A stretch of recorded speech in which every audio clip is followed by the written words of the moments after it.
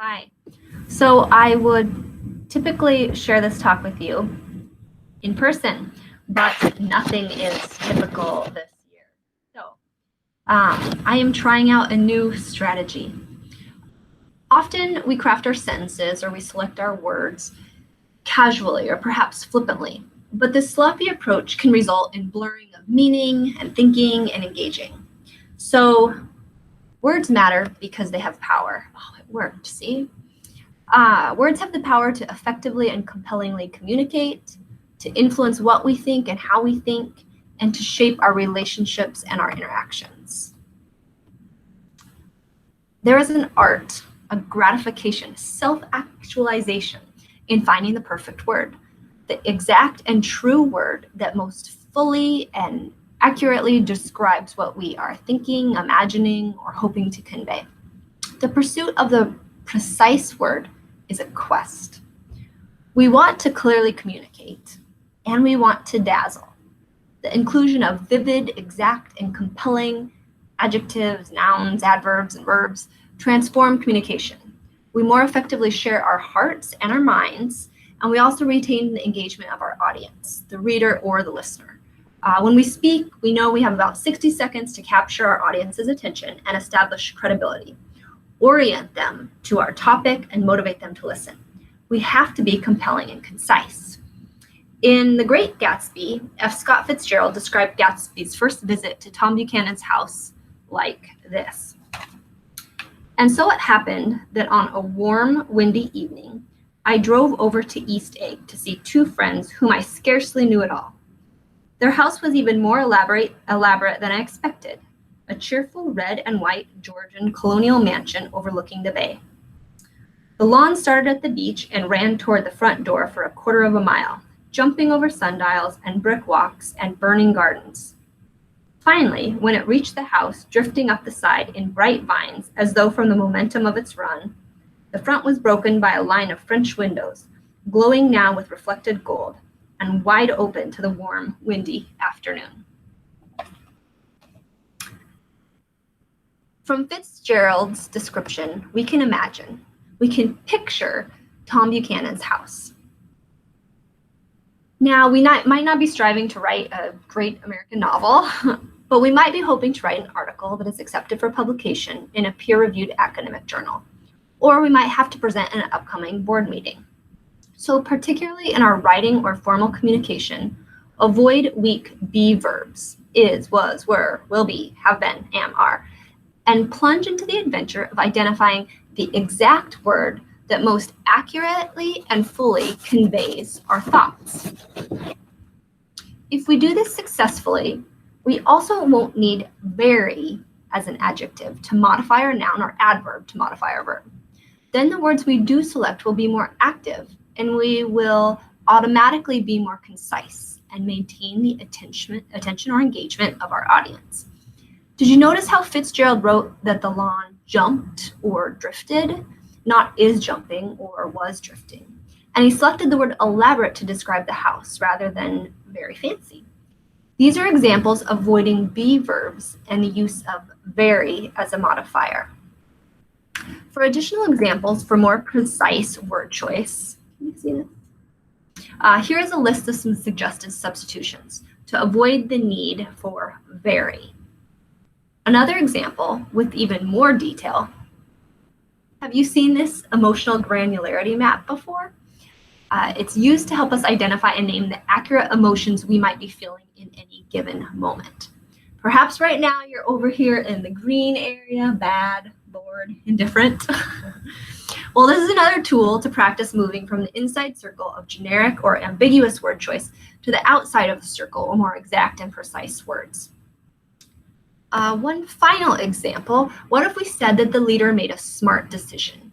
Did she really make a smart decision, or was it strategic, intelligent, judicious? And if it was judicious, do we mean judicious as in measured, or wise as in insightful? And maybe all of these words describe the decision. The point is that through working toward the outside of the circle or down the tree, we consider each of the words and select the one that most accurately, exactly reflects what we hope to convey, the most precise word. Now, you might be feeling like this has been a deep and superfluous dive into a thesaurus or high school English, and relevance is limited to formal writing and communication. But word selection is foundational not just to communication, but also to thinking. Still working. Orwell warned here that the English language becomes ugly and inaccurate because our thoughts are foolish. But the slovenliness of our language makes it easier for us to have foolish thoughts. He believed the process was reversible. Forcing ourselves to select exact and true, precise nouns, verbs, adjectives, and adverbs, it refines and polishes and clarifies our thoughts for ourselves and others. So pursuing the perfect word or crafting the perfect sentence requires me to think about exactness and certainty and assumptions and logic. Our word selection impacts our framework for thinking, evaluation, and decision making. One of the most powerful influences on any decision is how the issue is framed. At the moment, the very large and important issue of how to manage the coronavirus in the US is or has been framed as a save the economy or complete lockdown question. But binary framing, which we do intentionally or inadvertently with our word selection, most frequently through the use of words like either or, is often suboptimal. It masks the possibility of other alternatives or pursuing one decision in some places or situations and a different one in others. If possible, consider multiple different framings of the same decision. What words allow for a more capacious framing and avoidance of non-binary outcomes? Both and.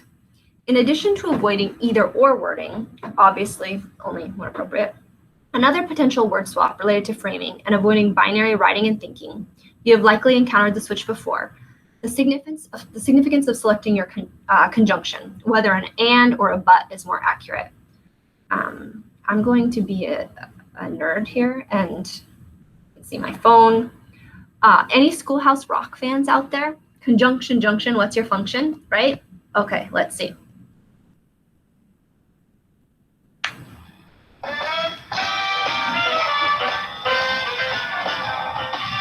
Conjunction, junction, what's your function? Okay, so I snapped a picture from YouTube, from the YouTube video on conjunctions, so the quality is grainy. Anyway, in a sentence, when used to connect two phrases, the word but essentially dismisses the first phrase. This isn't always an issue, but when it undermines an important point, a possibility, a starting point for discussion, it can become a problem. See what I did there? An example, the strategy exceeds all of the policy requirements, but has a complicated stakeholder execution. The strategy exceeds all of the policy requirements and has a complicated stakeholder execution. Can both phrases be true? Now, imagine you're in a team discussion and someone in the group proposes that strategy, which we just learned does meet all of the policy requirements. If our response is the strategy exceeds all of the policy requirements, but has a complicated stakeholder execution, we have just effectively dismissed their idea. We have stopped the discussion, brainstorming, and creativity around the strategy. We have inadvertently or not, elevated the stakeholder execution to the policy requirements and dismissed an opportunity for creativity. Whether through tweaking of the strategy or shifting the brainstorming to the stakeholder execution, we have limited the possibilities. This swap is valuable even in our own thinking. For example, instead of, I did really well up there, but I totally missed that third point, I could think, I did really well up there, and I totally missed that third point.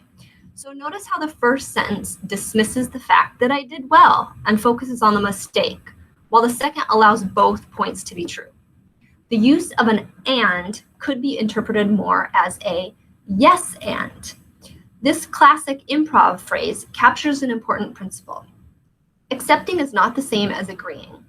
Accepting is hearing what is offered and building upon it. When applied to discussions, it allows for generativity and creates an atmosphere embracing openness and possibility. So word selection strategies to avoid binary framing might be to avoid the use of either or, if possible, or to be selective as to the use of a but when connecting two phrases in a sentence. Can we use a yes and allow for simultaneous truths, or the opportunity to build and expand creativity?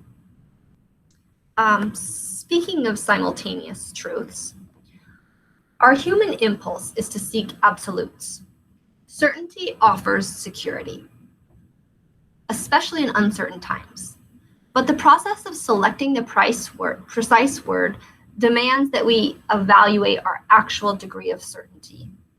Am I writing something subjective as though it is truth, or something that is evolving, still unfolding, as though I can have conclusive thoughts about it, as though it has already concluded?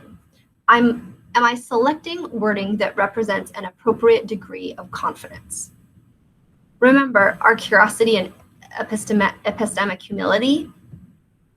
Research indicates that if I write or state something, I become more certain about it and less likely to change my mind. And that regardless of if future information emerges later that suggests I was wrong, that I should change my mind, if I already publicly declared it, I am much less likely to do so. So think about the consequences of this in our social media world, in which people live tweet their opinions in an unnuanced 140 characters. So in your word selection, assessing your certainty or degree of confidence is a good intellectual and writing strategy. How certain am I? What is my evidence? Is it conclusive? Could someone else arrive upon a different conclusion? So in academic journals, you will often find a discussion and implications section based on the research findings.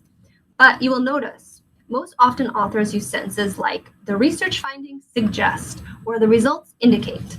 This posture opens up the possibility that the research findings might not be overwhelmingly and unequivocal, or that the research findings might not overwhelmingly and unequivocally lead to a single specific interpreted response. And research articles will often include a section entitled Limitations, see that, and Future Research.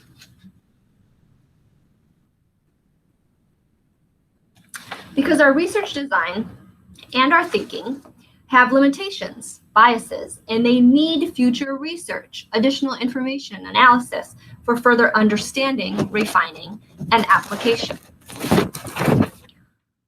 We all have our personal biases. We've talked about confirmational bias, which occurs from the direct influence of our desire on our beliefs. Once we have formed a view, we embrace information that confirms that view while ignoring or rejecting information that casts doubt on it. So asking ourselves about our degree of confidence or the strength of our evidence, it counteracts confirmation bias. And again, what if I realize that I'm not very certain? Then that is the perfect opportunity to be humble and honest about our level of knowledge or lack thereof, and be curious, seek new information, emerging data, better analysis. This is our educational mission, and we should select words that not just allow for this growth, but also foster and encourage it. And our thinking is not just impacted by the exactness and truth and certainty of the words, but also the sequence. We are better communicators. There we go. Had to make sure We are better communicators and ultimately better thinkers when we precisely describe a clear and linear chain of reasoning for arriving upon our conclusion. Similar to the need to evaluate our degree of confidence in our word choice, we also need to evaluate our word sequence and sentence logic, our chain of reasoning, to ensure that no links are broken, or identify and perhaps fortify the weaker links. Many errors in thinking are the result of assumptions we don't even know that we are making. Returning to confirmation bias, when we believe something to be true, we also tend to see the chain of reasoning, the process of arriving at that truth, to be clear and objective and axiomatic. Our selection of words and development of sentences in a sequential chain of reasoning allows ourselves and our reader or audience to retrace our thought analysis journey and understand our conclusion. When we don't provide the linear logic of our thinking, we do our reader or our audience a disservice. Not only are they less inclined to fully invest in our conclusion, they lost the opportunity of learning along the way. And not just learning about the topic, but also perhaps learning a new and different, maybe even better way to think. Finally, in addition to our words impacting the effectiveness of our communication and the robustness of our thinking, words also impact our interactions, our family, students, teams. We all know this. The Bible tells us this. Words impact our interactions, both relationally and also constructively. Relationally, are our words grounded in empathy, demonstrating goodwill, generating inclusivity? Are they leading with grace? Will they be received as I intended? Am I selecting words to demonstrate that I see the image of God in you, even when we disagree, especially when we disagree? And this leads to constructive interaction. We don't think alone, and we definitely don't lead alone. Jacobs, in How to Think, I highly recommend the book. He states, wait just a second, to think independently of other human beings is impossible. And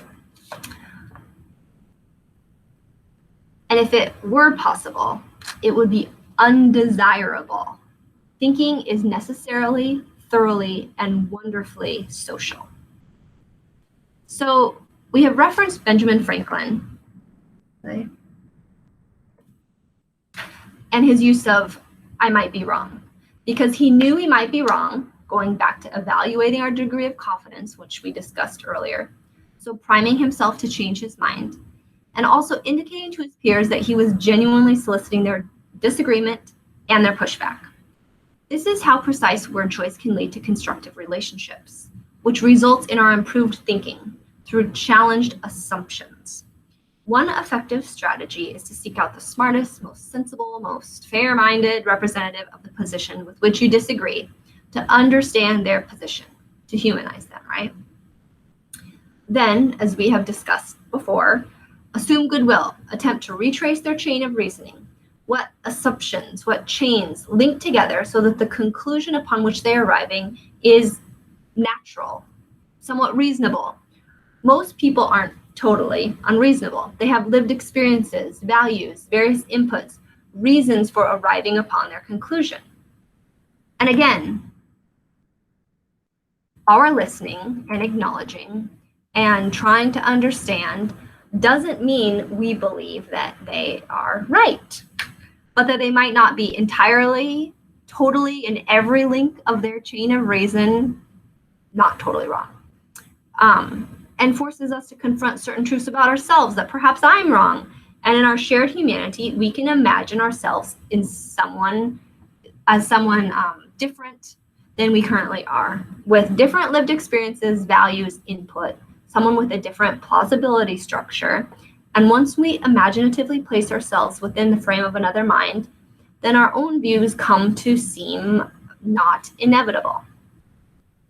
Powerful stories of changed minds and changed lives exist. Think of Megan Phelps Roper, formerly of the Westboro Baptist Church, or Derek Black, a former white nationalist. Literally, hundreds of research studies have found that simply the presence of difference or the existence of diverse perspectives within a group increases the collective intelligence and cognitive complexity of the group members. But the most effective discussions and problem solving occur not only because of challenged assumptions, but minds are changed because of words that reflect kindness, consistency, and a willingness to negotiate.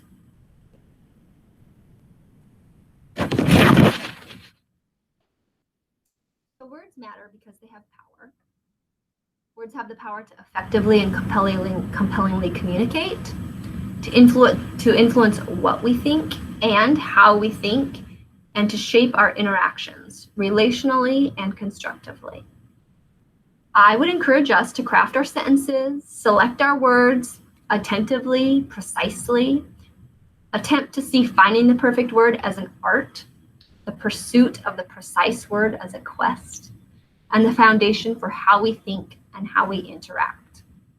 And thank you for your patience, because I know that this video is longer than the best practices suggest that videos are.